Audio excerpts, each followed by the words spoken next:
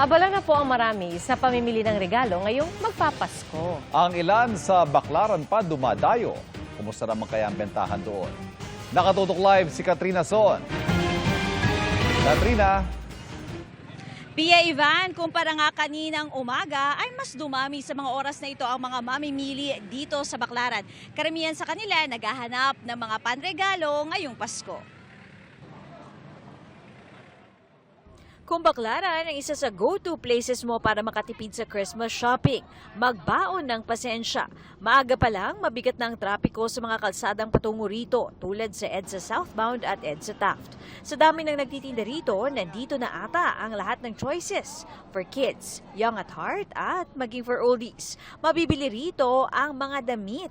Pero ayon sa ilang tindera rito sa Baclaran, hindi raw naging madali ang taong 2024 para sa kanila. Naging matumal daw kasi ang bentahan. Nakakakain po kami sa isang araw, 3 beses. Malaking bagay na Malaking bagay na Napakahirap ngayon, ngayong taon na to.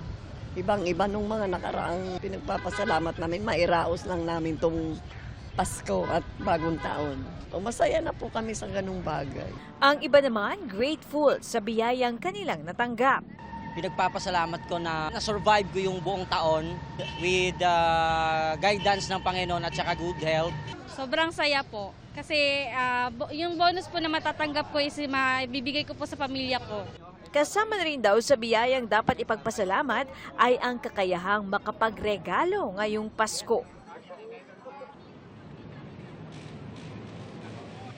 Ivan, patuloy pa rin ang pagdating ng mga mamimili rito at para naman sa mga gustong mamili, ang mga tiyaga rito ay bukas ng 24 oras. Sa daloy naman ng trapiko, Ivan, sa may Rojas Boulevard, sa may tapat yan ng simbahan dito ay light to moderate naman ang daloy ng trapiko. At yan na muna ang latest mula dito sa Baclaran. Ivan?